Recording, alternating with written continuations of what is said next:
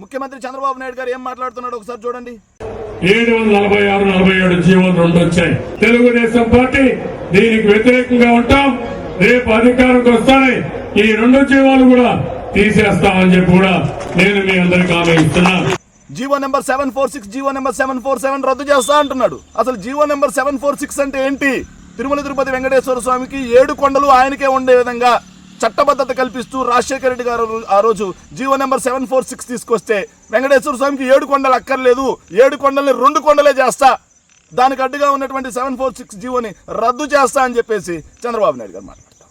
ఇక GO number 747 తిరుమలతో పాటుగా అన్ని ధార్మిక క్షేత్రాల్లో అన్యమత ప్రచారం నిషిద్ధం అని ఆ రోజు రాజశేఖర రెడ్డి గారు ఒక జీవో తీసుకొస్తే ఆ జీవోని రద్దు చేసేస్తా, తిరుమలలో అన్యమత ప్రచారం చేసుకోవచ్చు అని చంద్రబాబు నాయుడు గారు మాట్లాడుతున్నారు. ఇది ఎంత దుర్మార్గం! చంద్రబాబు నాయుడు గారు ఆ రోజు 1000 కాల మండపాన్ని తిరుమలలో కూలగొట్టిన నాటి నుంచి ఎస్వీబీసీ ఛానల్ని వ్యతిరేకించారు. 7 కొండలుగా చట్టం చేస్తా ఉంటే దాన్ని వ్యతిరేకిస్తున్నాడు. అదేవిధంగా అన్యమత ప్రచారం చేసుకోవచ్చు అంటాడు.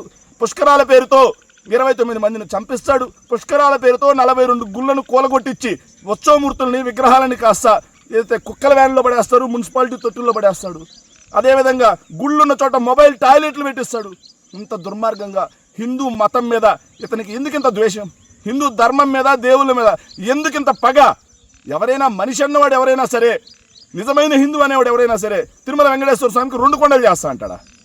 మనిషి అన్నవాడు ఎవరైనా సరే తిరుమల వెంకటేశ్వర స్వామి యొక్క సన్నిధిలో అన్యమత ప్రచారం చేసుకోవచ్చు, దానికి అడ్డుగా ఉన్న జీవో రద్దు చేస్తానంటాడా?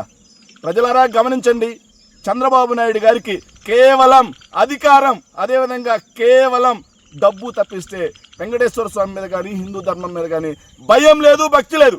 ఆ రోజు అధికార ఆకాంక్షతో ఆ మాట్లాడిన మాటలు ఏంటంటే 2009 బైబిల్ మిషన్ సందర్భంగా క్రైస్తవులకు ఇస్తున్నటువంటి హామీలు చూసారా?